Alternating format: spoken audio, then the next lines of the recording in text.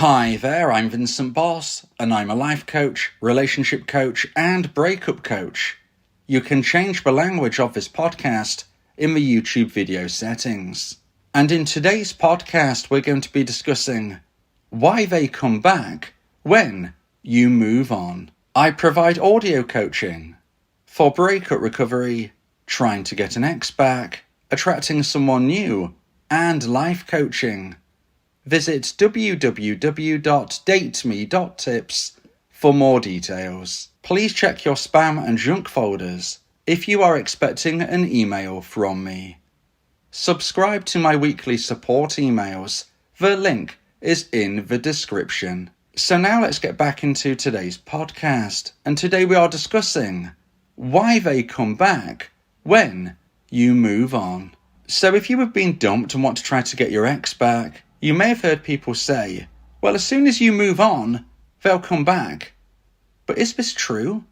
And why? In today's podcast, I'll be discussing 3 reasons why your ex might come back when you move on. So let's get straight into this, and point number 1 is removing the negative. Now let me know in the comments how long ago your breakup was. Let me know in the comments, and let's see what the community shares. And point number 1, as I've just said, is removing the negative. And this is because the first element of moving on is breakup recovery. And breakup recovery is something you need to go through, whether you plan on trying to get your ex back, whether you just want to concentrate on yourself, or whether you actually think, well, I want to find someone even better. Either way, you must go through breakup recovery. If you don't go through breakup recovery, you will remain as what I call a stage 1 dumpee.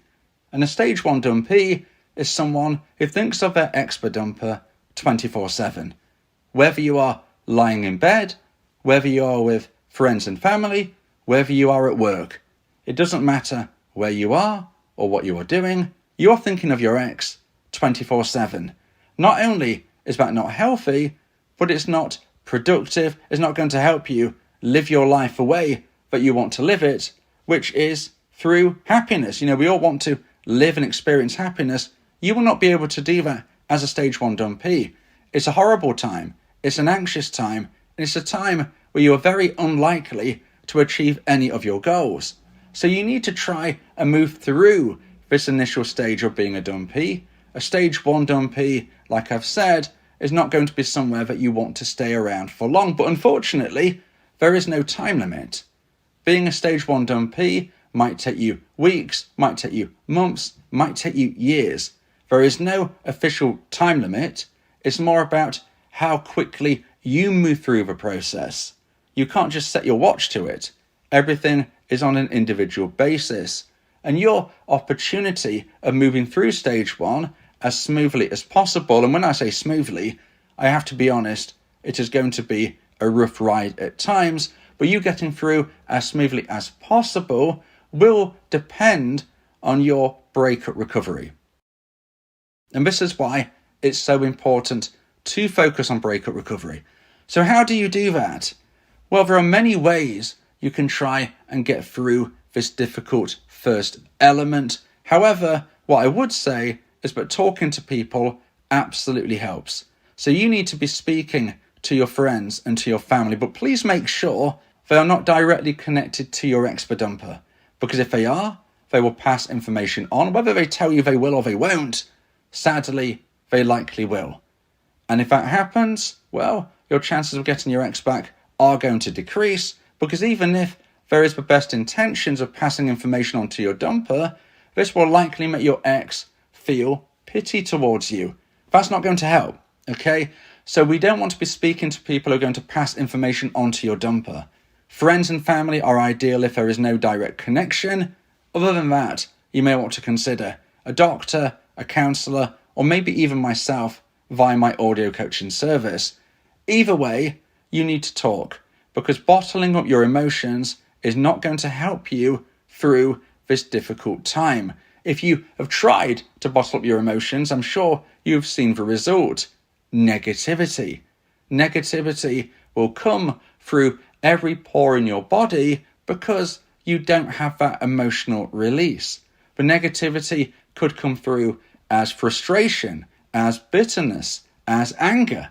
It could also come through as deep sadness, upset, a feeling of loss that you can't explain or put into words. In essence, you are experiencing feelings similar to a combination of grief and drug withdrawal.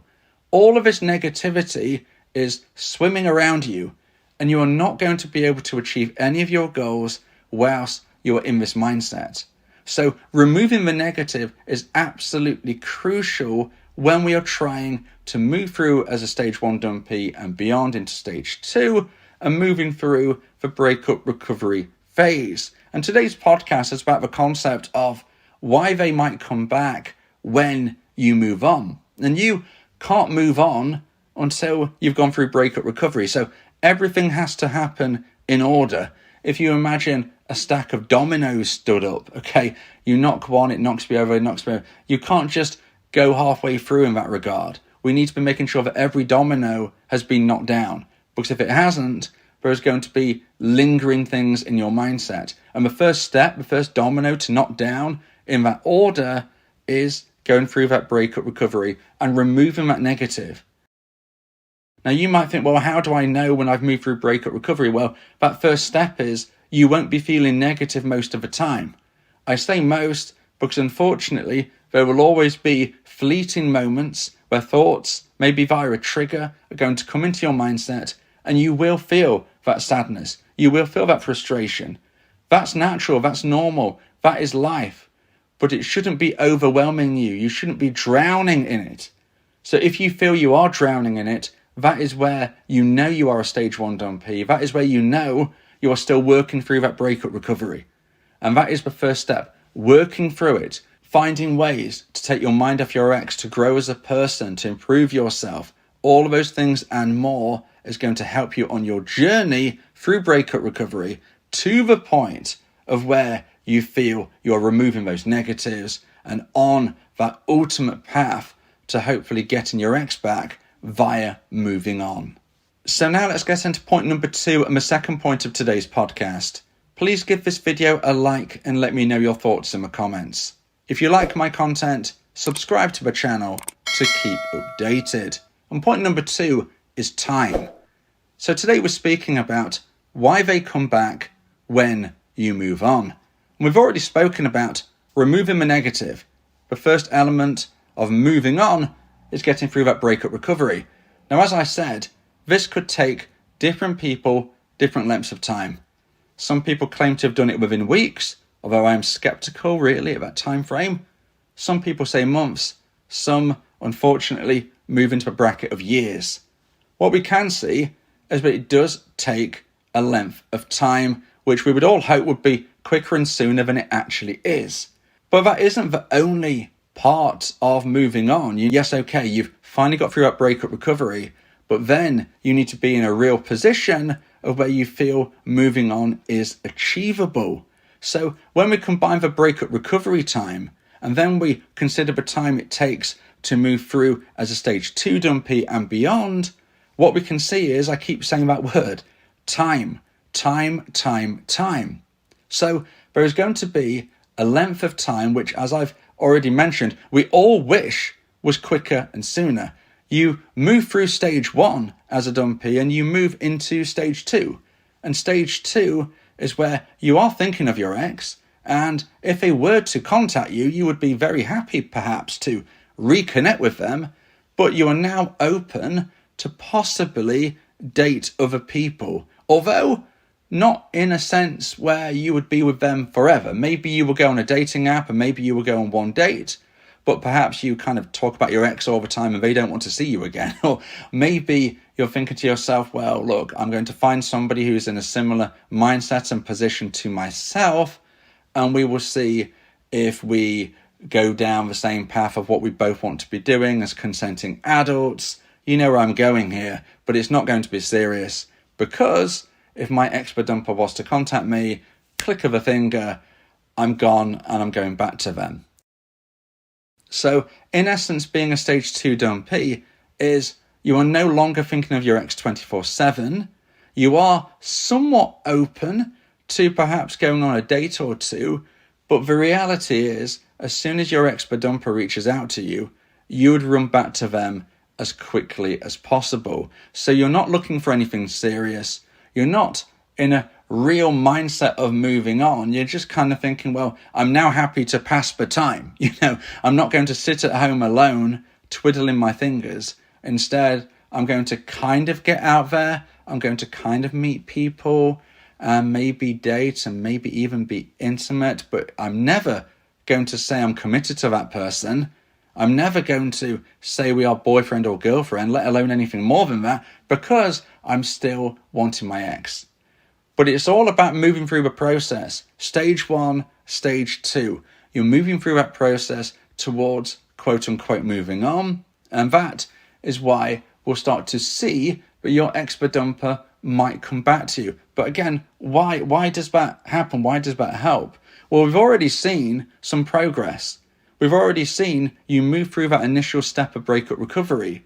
Now, why does that mean your ex-dumper is more likely to come back to you? Well, if they were to see the differences in you, whether they have bumped into you in person, whether there is a mutual friend who is giving updates to them, whether they are seeing things on social media, they would be able to see that you are in a healthier mindset, healthier position, and probably looking healthier in every single aspect than when they ended the relationship. This type of personal growth is going to attract your ex. Now, you might think, well, I have no connections with my ex whatsoever. Well, that's fine as long as you are implementing my version of a no contact rule. Because if you are, your ex is going to be very intrigued and wondering about you because they've not heard anything. Attraction grows in space. So this is how we can see everything combining. Point number 1 was about moving through that breakup recovery and removing the negatives. If you are being negative, your ex is not going to feel attracted. If you are being negative directly towards them, sending them horrible messages, that's not attractive. If you look really down, if you look really unhealthy, if they see or hear about this, that is not attractive. So your ex isn't going to come back when you have all of that negativity within you. But if you move through that and then you become a stage 2 dumpy and beyond, what we see here is slowly but surely you're improving yourself and becoming more attractive. Now, the point of number 2, of course, was time. Remember that word we kept saying throughout point number 2, time. Time helps because if you are implementing my version of a no contact rule, this is a situation where your ex is going to be thinking more and more about you. The more time that has passed, the more intrigue which will come into their mind. On top of this, their own life would have gone through their own cycle. They would have gone through something called the single honeymoon period, likely come out the other side without anybody in their life. Now, I've spoke about that in depth in another podcast, but really quickly, the single honeymoon period is something that dumpers go through post-breakup. It's an experience which lasts 6 to 12 months, where a dumper will be living their life in a way that they couldn't within your relationship. But now they can because they are single. But when they come through that period of time, and 9 times out of 10 they come out single, they start to feel a little bit confused. Well, was it even worth ending my relationship? This single life was not as great, exciting, or easy as I expected. So was it worth it? If that is then combined with the fact that you haven't contacted them, and they're wondering about you, maybe they've seen or heard about you and realised that you're healthier, and you're looking more attractive, that is going to build in their mind. And this is again why we start to see that momentum of when they start to potentially reconsider their decision. Now, if you would like advice and support about how to try and increase the chance of one day getting your ex back, then you may want to consider my audio coaching service, where me and you can speak one-on-one about your unique specific situation. This is the best and diamond level of support that I can provide. Go to my website www.dateme.tips for more information about how I can become your coach and your teammate via my audio coaching service. Talking about your feelings can also improve your mental health. It helps prevent the buildup of negative emotions, which can lead to stress, anxiety, depression, and even physical health issues. Speak your heart. to free your mind. So now let's get into point number 3 and the final point of today's podcast. If you feel that this podcast has helped you, then please consider buying me a coffee. The link to do so is in the description. And point number 3 is moving on. So point number 3 is the whole concept of moving on. And what we're referring this to in this regard is when you are now open to dating someone else in a serious way, also known as being a stage 3 dumpee. So stage 1, you're thinking of your ex 24/7. Stage 2, you're now kind of able to go on an odd date or whatever, but you still want your ex back. You will never get serious with anybody else. Stage 3 is when you are open to the possibility of not only meeting someone new, but actually getting in a relationship with them, which is serious. Meaning, if your ex-dumper was to then reach out to you, you'd probably say thanks, but no thanks. Okay, maybe there's a chance that you would reconsider about what you should do, but you are no longer going to instantly move towards your dumper. And this is where it all comes together. The point of today's podcast, why they come back when you move on. Well, let's look at the elements. You have removed the negatives. All of the negatives about you, how you were acting, how you were feeling, how you were looking, what you may have been saying, all about negativity has now gone. It's been replaced by increased confidence, increased self-esteem. This is due to the work you've been putting in, the dating that you've been going on, the life that you've been living. Slowly but surely you are rebuilding yourself and becoming more attractive than your ex-dumper would have even remembered when you were in the relationship. You haven't just rebuilt, you've actually surpassed the person you actually was before.